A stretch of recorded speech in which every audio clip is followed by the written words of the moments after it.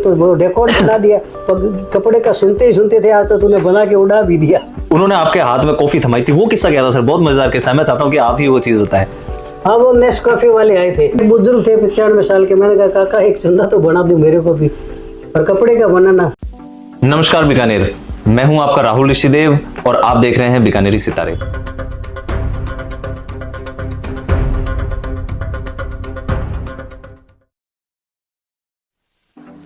तो ज्यादा देर ना करते हुए मैं आपको मिलवाता हूं अनिल बोहरा जी से। तो बहुत बहुत स्वागत है सर आपका हमारे चैनल पर। नमस्कार, गणी गणी क्षमा। आज मेरा सौभाग्य है कि आपने इस चैनल के माध्यम से लोगों तक जो मेरी जो कला है उसको पहुंचा रही है, उसके लिए मैं आपको बहुत बहुत धन्यवाद देता हूं और आपका आभारी भी हूँ। तो सर जब फर्स्ट फ्रंट पर आपके बारे में छपा तो कैसा लगा आपको?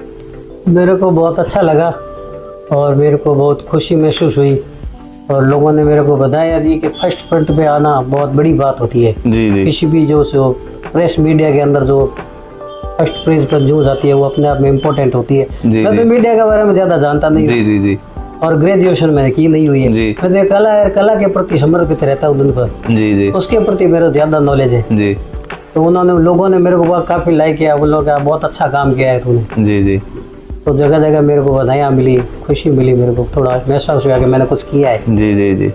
सर मैं उस आश्चर्य में पड़ गया जब मैंने आपके बारे में जाना कि कपड़े की पतंग उड़ाना, कपड़े का चंदा उड़ाना, ये बहुत ही अनोखा मामला है। तो सर आप बीकानेर के एकमात्र ऐसे कलाकार हो जिसने ऐसा कारनामा किया। मेरे ख्याल से पूरे भारत में ऐसा कोई आर्टिस्ट नहीं है जो इस टाइप का काम कर सकता है। तो ये इंस्पिरेशन और ये इस सोच का आना, ये आपको कैसे लगा कि मैं ये करना चाहिए मुझे? वैसे मैंने क्या है कि बीकानेर की पतंग जिसे चंदा बोलते हैं उसके बारे में काफी मैं इसके अंदर तय तक गया था। मेरे पिताजी भी बनाते थे चंदा, तो वो पुराने जो बही के कागज होते थे उसके बनाते थे। उसके बाद में दूसरे लोगों ने अखबार का भी यूज किया, कुछ लोगों ने उसके भी बनाते थे। तो हर बार मैं सुनता था कि कपड़े का पगड़ी का चंदा बीका जी ने उड़ाया, पगड़ी का चंदा। मैंने कहा यार पगड़ी का चंदा बनता कैसे है? तो मैंने इसके अंदर काफी शोध किया, इधर उधर कुछ बनाने वालों के पास गया। तो एक पहले ये मथेरन कला में आती थी चंदा कला, मथेरन कला जो आकाशीय वगैरह दीपावली पे बनाते हैं, दीपक वाले वो आकाशीय वगैरह बनाते हैं। तो मथेरी अपनी एक बिरादरी है, पूरी जात है वहाँ पे, उनका काम यही है, पेंटिंग करना, हस्तकला से निपुण है वो। तो मैं उनके पास गया, तो वहाँ एक बुजुर्ग थे 95 साल के। मैंने कहा काका एक चंदा तो बना दो मेरे को भी, और कपड़े का बनाना। तो उन्होंने कहा भाई कपड़े बगैर तो बनता ही नहीं है। तो मैंने बोला कितना रुपए लोगे? तो 50 रुपए। मैं कहा आपको 100 दूंगा। कि क्यों? मेरे को खुशी है कि यार बना के दे रहे हो इसलिए। तो 100 रुपए दे के आ गए उनको, क्योंकि आपने सिर्फ ये सुना था कि कपड़े का बनता है। लेकिन मैंने सुना है कि सर जिनसे आपने ये बात की तो उनको कम सुनाई देता था। तो उन्होंने इसलिए हाँ कर दी थी। हाँ, उन्होंने हाँ कर दी। और मैंने समझा कि भाई बना देंगे। तो कपड़े का हर बार लोग कहते हैं कपड़े का तो फर्स्ट बार मैं ही उड़ाऊंगा ये तो कपड़े का। आज तक बीकानेर में कपड़े का मैंने उड़ता देखा ही नहीं। दूसरे दिन गया तो उन्होंने वही पुराना वही किया। पहले क्या काका ये तो कपड़ा लगाया हुआ ना साइड में इसके। अच्छा, उन्होंने बॉर्डर जो है वो कपड़े का लगा दिया। वो गोटन बोलते हैं, वो कपड़े की लगती है जी। तो वो क्या इसके बना तो बनता नहीं। तो मैंने कहा कपड़े का पगड़ी जो होती है ना, बीका जी ने पगड़ी का बनाया था कि बेटा मैंने 95 साल की उम्र ले ली है, मैंने भी नहीं देखा कि पगड़ी का चंदा कैसे होता है। अच्छा। तो उसी दिन से मेरे लगन लगे कि अब तो पगड़ी का चंदा बनाना है और उड़ाना भी है जी। तो मैंने बना लिया। तो फिर मैंने घर में उसको छोटा ट्रायल किया आंगन में अपने। तो मैंने कहा ये उड़ तो जाएगा। तो एक पेंटर धर्मा जी है, ठीक है, वो मेरे साथ में रहते थे। मैंने उनको फोन किया तुम्हारे घर के पास पीछे जो हरोलाई वाला हनुमान जी मंदिर है वहाँ पे आ जाओ। क्यों? यार मैंने एक चंदा बनाया, उसकी ट्रायल करते हैं, अपनी हंसी भी ना हो ये उड़ेगा नहीं उड़ेगा। अच्छा। लेकिन वहाँ जाते मैंने जैसे उसको डोर बांधी बनते, मैंने कहा अपना तो पवन पुत्र हो गया खेल खड़ा। अच्छा। क्या? मैं ये तो चंदा उड़ेगा आकाश में। क्यों? क्योंकि ये हाथ में ऐसे मालूम पड़ रहा है। तो इसके वो पकवानिया बोला ऊपर भाषा शहर की भाषा के पकवानिया कराए थे। धर्मा जी जार पकवानिया कराए दो तो कराए वो आकाश के अंदर। क्या बात? धर्मा जी का यार आपने तो रिकॉर्ड बना दिया, कपड़े का सुनते ही सुनते थे, आज तो तूने बना के उड़ा भी दिया। जी जी जी जी। तो वो 35 साल पहले मैंने कपड़े का चंदा बनाया था बीकानेर में। आज मैं और मेरे लड़के के अलावा किसी को कपड़े का चंदा बनाना आता ही नहीं। वैसे तो ऑल ओवर वर्ल्ड के अंदर बनती है, कपड़े की पतंगे भी बनती है, लेकिन ये चंदा जो बोल के परंपरागत जो बीकानेर का है वो किसी के पास नहीं है कला, मेरे वाला। क्या बात है सर, मतलब मैंने तो कागज की देखी थी, सुनी थी कागज की होती है कि वैरायटियां देखी, इसके अंदर कई तरीके की देखी, लेकिन कपड़े का तो मैंने सुना भी पहली बार है। और वो उड़ता हुआ देखना भी मेरे ख्याल से कितना शानदार वो सीन होगा, जो उड़ते हुए कागज का एक पतंग देखे, मिनी पैराशूट टाइप हो गया ये तो एक। लेकिन सर ये उड़ता कैसे है फिर, इसमें मतलब धागा किस टाइप का प्रयोग होता है? धागा है जो अपने जो सूती धागा होता है, मोटा मोटे वाला जी, जो आम भाषा में जिसको क्या है कि कभी किसी के आ गया, वो पुरानी भाषा में कहते हैं ना कि कच्चे के अंदर नाड़ा डाल लिया, वो डाल लिया, वो वाला होता है। हाँ, वो मोटा होता है। हाँ। या पुराने गांव के अंदर जो चिमनी बनाते थे ना, जी, उसकी बट्टी बनाते थे मोटी रस्सी की, जी, वो रस्सी होती है। क्या बात है सर, क्या बात है सर। ये आपकी दाढ़ी है ना, ये बहुत आकर्षण का केंद्र है, और मतलब देख के ही ऐसा लगता है, क्योंकि मुझे लगता है बहुत सालों की मेहनत है सर। इस दाढ़ी के पीछे की क्या स्टोरी है सर आपकी? इस दाढ़ी के पीछे की स्टोरी है, हमारे जो बीकानेर के टूरिज्म डिपार्टमेंट में जो अधिकारी थे राजेंद्र जी शेखावत जी, वो आते थे पंडित आचार्य जी के पास, वो उनके शिष्य थे जी। तो मेरा वहाँ आना जाना था उनके पास, तो मेरे मामूली दाढ़ी थी उस टाइम जी। तो उन्होंने मेरे को देखा, और मैं तालाब के अंदर नहा के आया हुआ था, मेरी आंखें एकदम लाल चुट, और फिजिकल अभी थोड़ा मैं डाउन हूँ जी। तो मैं जिम वगैरह, वो मैं देशी कसरत वगैरह करता था, वो एक मात्र आप गंजी के अंदर था। तो उन्होंने देखा कि यार तेरे अंदर कुछ गट्स है, मैं तेरे को जैसलमेर के अंदर मिस्टर डेजर का कंपटीशन लड़ाऊंगा, कल तू ढोला मारू आ जाना। मेरे को देखते ही बोल दिया। अच्छा। पहले तो मेरे को उन्होंने कहा सीधे खड़ो, मैं जाया, उनको प्रणाम किया आचार्य राज को, और उनको भी हाथ जोड़ने के पास बैठे, तो कोई नहीं मिलने वाला है। तो मैं जैसे ही बैठा अपने खड़ा हो, मैं खड़ा हो गया, सीधा खड़ा हो, सीधा खड़ा हो गया, ऐसे घूमू। उसके बाद मैं क्या कल तू ढोला मारू होटल वाला, मैं ढोला मारू का नाम ही मैंने पहली बार सुना था। अच्छा। फिर मैंने किसी को पूछ के वहां पे गया, तो उन्होंने कहा इसको हटाना मत, तेरे अंदर टैलेंट है, तो एक दिन इसमें नाम करेगा। अच्छा। तो उन्होंने मुझे इस क्षेत्र में टूरिज्म डिपार्टमेंट में उन्होंने मेरे को लेके आई जी, और उन्होंने प्रथम मेरे को जैसलमेर फाइट करने के लिए भेजा था। लेकिन उसमें मैं तैयार हो गया, और वहाँ के लोगों को ऐसा लगा कि ये राजेंद्र सिंह जी का आदमी यहाँ पे लड़ेगा तो फर्स्ट आ जाएगा। अच्छा। तो उन्होंने मेरे भाई तक, उन्होंने लोग इतने फास्ट लोग थे कि उन्होंने मेरे भाई तक सूचना पहुंचा दी कि ये खराब हो जाएगा। अच्छा, मतलब नेगेटिविटी फैला दी। हाँ, नेगेटिविटी इतनी जबरदस्त फैली फर्स्ट बार में मेरे साथ। इतना बड़ा दगा हो गया। तो मेरे भाई ने कहा तेरे को घर में नहीं पढ़ने दूंगा, वो कहेगा उनको वो गंदी आदतें सिखा देंगे, ये में बढ़ जाएगा तो गंदी लत पड़ जाएगी, नशे की आदत पड़ जाएगी, सिगरेट की आदत, ऐसा माहौल बना दे। तो मेरे भाई साहब ने मेरे को रोक लिया, मेरे टिकट बना हुए कैंसिल हो गए। अच्छा।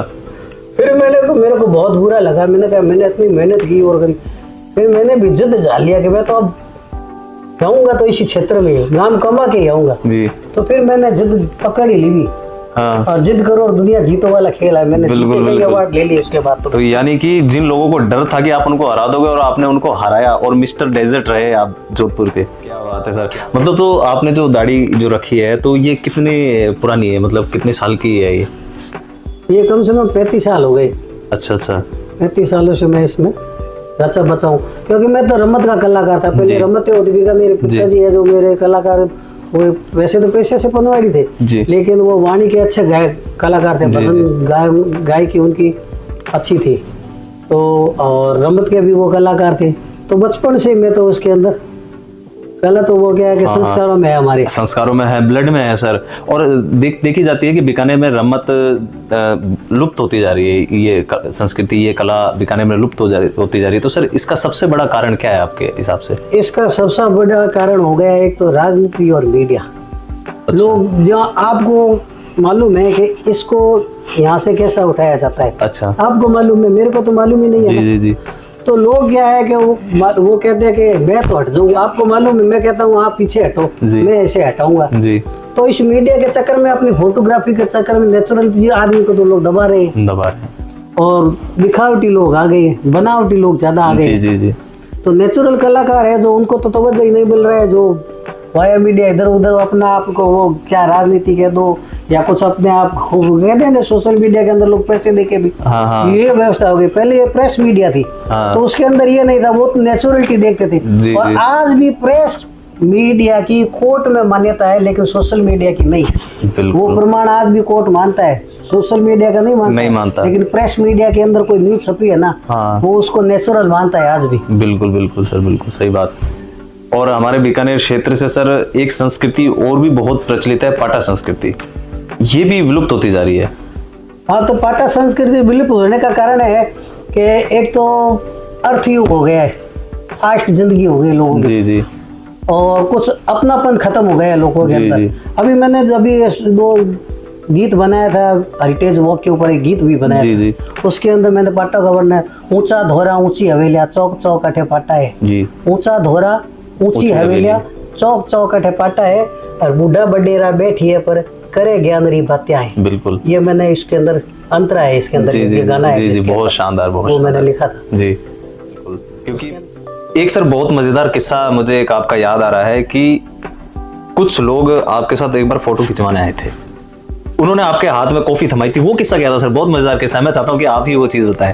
हाँ, वो नेस्कॉफी वाले आए थे। जी। तो मैं कैमल फेस्टिवल 2014 के अंदर उस टाइम में गया, मिस्टर बिकाना बना था। जी। तो वो लेके आए कि आपको बधाई हो, मेरे से हाथ मिलाया। जी। हाथ मिला के मेरे को लिए आपके लिए हम कॉफी लेके आए हैं। अच्छा। तो मैंने कहा क्या कहूँ, मैं कॉफी पीता ही नहीं। नहीं, आप तो आज तो पीनी पड़ेगी आपको। तो ठीक है, मैंने कहा उन्होंने मनवार किए तो उनकी बात रख देते हैं, इतना घमंड भी नहीं करना चाहिए। जी। कोई अपना आया है। हाँ। तो मैंने पकड़ा, तो उन्होंने कहा ऐसे नहीं पकड़ो, ऐसे पकड़ो। मैंने कहा कॉफी पिलाने के लिए आयो या मेरे को ऐसे पकड़ो, ऐसे पकड़ो सिखाने के लिए आयो? कि नहीं, इससे बिना तो कोई बात या दूरी रह जाएगी। तो मैंने कहा कि आप मेरा फोटो लेना चाहते हो या इस कॉफी के कप का फोटो लेना चाहते हो, क्या वो भी आना चाहिए? तो मैंने कहा टेबल पे रखे ले फोटो। तो फिर मेरे हाथ में क्यों पकड़ा रहा है? टेबल के धक्के, टेबल के ऊपर भी रख ले इसको, फोटो ले ले। क्या आपके हाथ में लेना? मैंने कहा मैं कोई ब्रांड एम्बेसडर थोड़ी हूँ आपका, मैं कॉफी थोड़ी बेच रहा हूँ आपकी। सही बात है, मैं आपकी कॉफी थोड़ी बेच रहा हूँ। एक कॉफी से तू मेरे को खरीद रहा है क्या? मैं आपकी कॉफी का एडवर्टाइज करूँ कि ये बहुत बढ़िया है, पीने के बाद कहूँ ये अच्छी है, ये बढ़िया है, ये मेरे सिस्टम में नहीं है। मैं कोई आपकी कॉफी का ब्रांड एम्बेसडर नहीं हूँ, अपनी कॉफी रखो वापिस। ये किस्सा मैं सुनता हूँ सर, बहुत मजा आता है कि मतलब कैसे वो आपको छलने की कोशिश कर रहे थे, लेकिन आपने कितनी चतुरता से उनको उन्हीं की भाषा में जवाब दिया। बहुत ही काबिल तारीफ सर, ये किस्सा बहुत शानदार मुझे लगता है। सर, जब अपने बीकानेर का स्थापना दिवस मनाया जाता है आखा तीज पर, तब महाराजा राय सिंह जी के ट्रस्ट द्वारा सबसे पहले यदि किसी को फोन जाता है चंदा उड़ाने के लिए, क्योंकि हमारे यहाँ पर उत्सव बीकानेर में जब स्थापना दिवस का मनाया जाता है तो पतंग उड़ाकर चंदा उड़ाकर मनाया जाता है, तो सबसे पहले कॉल आपको जाता है। तो सर उस बारे में आप बताइए कि मतलब किस टाइप से इसकी शुरुआत होती है और क्या प्रोसेस होता है इसका? सबसे पहले शुरुआत होती है चंदा बनाने की। जी। तो चंदा ये क्या है कि बीकानेर की परंपरागत चीज है। जी। तो इसके बड़े ही भाव से और श्रद्धा के साथ बनाया जाता है। जी। उसके चंदा बनाने के भी नियम है। जी। जो बीकानेर स्थापना दिवस को मैं जूनागढ़ से जो चंदा उड़ाता हूँ, तो पहले कहते हैं कि चौगड़िया देख के, मुहूर्त देख के। अच्छा। वो मुहूर्त देखा जाता है, राहु काल, वो काल, वो काल, वो तो नहीं है। अच्छा। शुभ घड़ी और शुभ दिन देख के मैं चंदा बनाता हूँ। अच्छा, उसको बनाने के लिए भी मतलब मुहूर्त? तो ये बीकानेर की खुशहाली, देश की समृद्धि के लिए, समृद्धि का प्रतीक है चंदा। बिल्कुल बिल्कुल। ये कोई मनोरंजन की तो चीज है नहीं। बिल्कुल बिल्कुल बिल्कुल। तो वो परंपरागत वो निर्वाह करे, परंपरा का निर्वाह करे। हाँ। तो मैं 35 सालों से जो ये सौभाग्य है मेरा कि 35 सालों से मैं जूनागढ़ फोर्ट से ये जो चंदा बनाने का कार्य कर, चंदा बनाना और वहाँ से उड़ाना। तो प्रथम पहले चंदा बनाते हैं, तो उसको मुहूर्त से बनाते हैं। उसके बाद में पूजन करते हैं चंदे का, बाकायदा आह्वान करते हैं गजानन भगवान का, करणी माता का, मंत्रोच्चार के साथ चंदे का पूजन होता है। प्रसाद धूमधाम के साथ ढोल नगारों के साथ फिर उड़ाया जाता है। और देश की समृद्धि और शहर की समृद्धि और समस्त जनता का, जिसमें एक दोहा बताता हूँ कि आकाश में उड़े मारो चंदो, लक्ष्मी नाथ मोरी सहाय करे और सदा खुशहाली रहे देश में, अन्न धन रा भंडार भरे। क्या बात है, ये स्लोगन है बनाया हुआ मेरी। बिल्कुल कि भाई आकाश में उड़े चंदो को उड़ा के प्राप्त कर कहते हैं कि आकाश में उड़े मारो चंदो, लक्ष्मी नाथ मोरी सहाय करे और सदा खुशहाली रहे देश में, अन्न धन रा भंडार भरे। अन्न धन के बिना कोई कार्य पूरा होता नहीं होता, और खुशहाली भी बिना खुश भी रहना चाहिए, सारा खुशहाली देश में रहो। जी जी। ये इस प्रकार के अलग अलग। तो सबसे पहले जूनागढ़ से आपके द्वारा उड़ाया जाता है, तो ये भी बहुत सम्मान की बात है सर कि मतलब आखा तीज पे स्थापना दिवस पर सबसे पहले अगर किसी के द्वारा चंदा उड़ाया जाता है, पतंग उड़ाई जाती है, तो वो अनिल जी बोहरा द्वारा उड़ाई जाती है। और सबसे पहले सर आह्वान करते हैं उसका। और मुहूर्त के जैसे आपने बताया था कि मुहूर्त के थ्रू उसकी जो निर्माण होता है उसका बहुत शानदार सर, बहुत ही काबिल तारीफ। लक्ष्मीनाथ मंदिर से लेकर रामपुरी हवेली तक जो हेरिटेज वॉक होती है उसमें आपने एक गीत और लिखा था सर। आप हमेशा स्लोगन लिखते हैं जिसमें आपको रंगकर्मी का अवार्ड भी मिला था, लेकिन तो ये गीत लिखने का इंस्पिरेशन सर कैसे आया आपके पास? मेरे दिमाग में आ गया कि नेचुरलिटी गीत भी तो होना चाहिए। जी जी। स्लोगन तो लिखते हैं अलग अलग जगह, सब लोगों को प्रेरित करते हैं स्लोगन के माध्यम से। जी जी। तो मैं क्या इस कैमल फेस्टिवल से जुड़ा हूँ जी। तो मैंने कहा दिमाग में आया कि हेरिटेज वॉक हो रही है जी, तो इस वॉक के ऊपर भी गीत होना चाहिए, जी, इससे लोग प्रभावित होंगे, टूरिस्टों के ऊपर भी इसका इफेक्ट पड़ेगा। टूरिज्म को बढ़ावा देने के लिए तो है। जी जी। तो शहर की भाषा में एक गीत बना दो। जी। ठीक है, मैंने शहर की भाषा को कुछ शब्द यूज किए, कुछ शब्द यूज किए नहीं जी जी। है। जैसे उसमें लिखा हुआ है कि हेरिटेज वॉक आई गली रे चौक ए सजरो बिलासते है, हेरिटेज वॉक आई गली रे चौक ए सजरो बिलासा गे है, ए सजरो बिलासा गे है, स्वर लहरिया मसक ढोल ए खूब धना धन बाजे है, स्वर लहरिया मसक ढोल ए खूब धना धन बाजे ना। पहल मनावे लक्ष्मी नरसिंहनाथ जी से ये चालू होती है कि पहल मनावे लक्ष्मीनाथ ने लुड़ लुड़ धोग लगावे है, पहल मनावे लक्ष्मीनाथ ने लुड़ लुड़ धोग लगावे है, नाचता कूदता जटे है घाटी भैरूनाथ मनावे।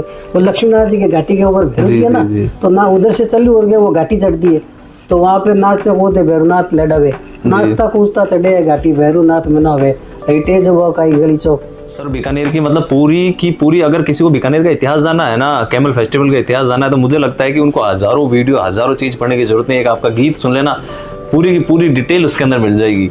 क्या शानदार सर, वाट आ थिंकिंग, मैं सही बता रहा हूँ, बहुत ही शानदार लिखा आपने और इतनी अच्छी शानदार डिटेलिंग इसके अंदर आपने, लाइनें पंक्तियां, वाह वाह, मजादार, बहुत शानदार सर। तो सर बहुत अच्छा लगा आपसे बात कर और इतना मजा आया आपसे बात करके। हमने अपने बीकानेर को जाना और एक ऐसी कला को जाना है, लोग मेरे ख्याल से जानने तो दूर की बात है, सोच भी नहीं सकते कि इस टाइप की भी कला होती है, इस प्रकार की भी एक कला होती है और इतना सम्मान प्राप्त करना सर बहुत बड़ी बात है और बहुत ही सम्मान वाला कार्य आप करते हैं और बहुत शानदार मज़ा आया आपके साथ बात कर और ऐसे ही आप बीकानेर का नाम रोशन करते रहें और हमें गौरवान्वित करते रहें। बहुत बहुत धन्यवाद सर कि आप हमारे स्टूडियो पधारे आज।